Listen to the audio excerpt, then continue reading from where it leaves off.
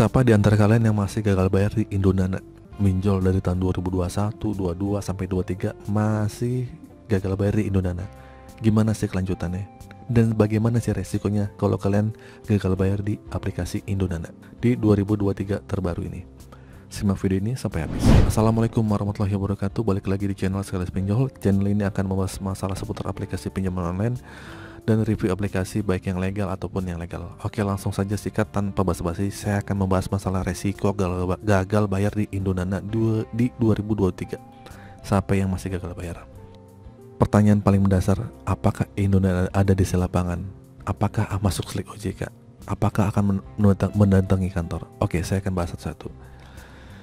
Di sini saya akan membahas risikonya, risiko terberat gagal bayar atau telat bayar di aplikasi Indonana.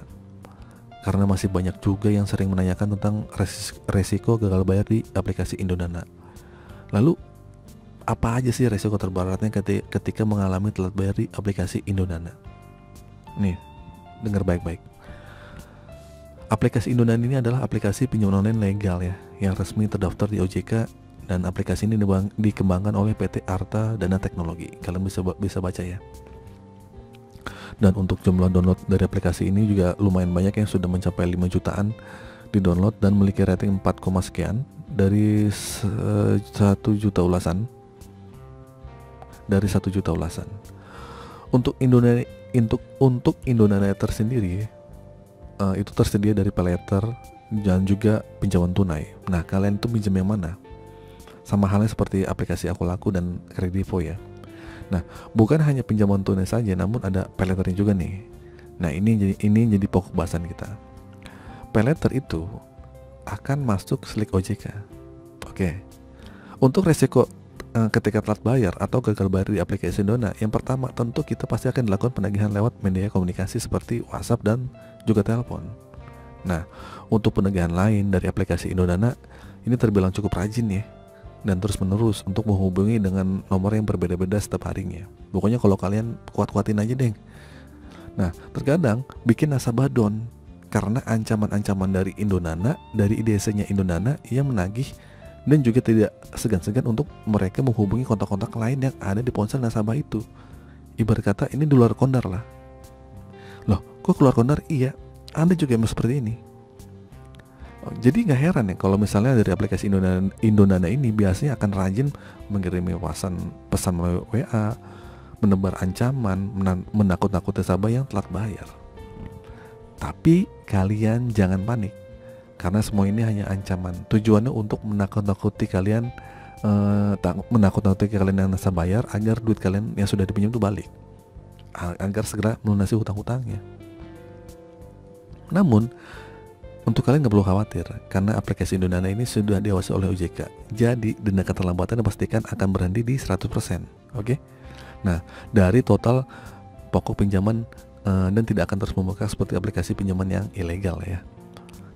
Oke, apakah aplikasi Indonana ini masuk slik OJK? Yang saya tadi sebutkan masuk untuk yang paylater. Yang pinjaman gimana bang? Sama aja masuk. Karena si Indonana ini akan melaporkan slik OJK-nya ketika kalian gagal bayar. Nah, untuk aplikasi Indonana sendiri, ini bekerja sama dengan salah satu bank. Seperti yang kita ketahui ya, semua aplikasi pinjaman online yang bekerja sama dengan pihak bank tentu akan melaporkan slik OJK ketika nasabahnya telat bayar. Nah, aplikasi Indonana ini bekerja sama dengan PT Oke Indonesia. Nah, ketika masuk ke slik OJK, namanya sudah tidak di Indonana lagi, tapi atas nama PT Bank Oke Indonesia atau Oke Bank lah, Bank Oke. Nah, buat kalian yang mengalami galbay di aplikasi Indonana dan menanyakan apakah masuk slik OJK, jawabannya iya, masuk karena dia bekerja sama dengan bank. Lalu, apakah ada DC lapangan dari DC Indonana yang sering banyak ditanyakan nih? Oke, di sini saya jawab ya. Untuk DC lapangan Indonana sejauh ini hanya baru di daerah sekitar Jabodetabek, dan itu tapi random. Nggak semua orang gagal bayar dikunjungi. Kalau kalian gagal bayar, nasib-nasiban aja dikunjungi ya.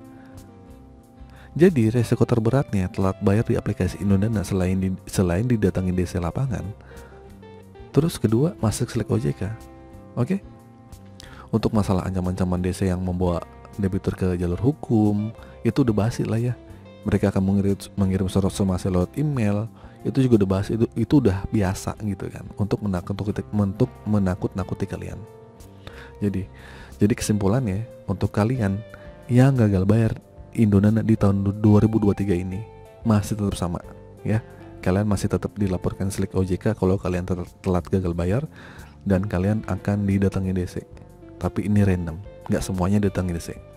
Oke, itu saja teman-teman video kali ini. Semoga video ini bermanfaat. Akhir kata, assalamualaikum warahmatullahi wabarakatuh.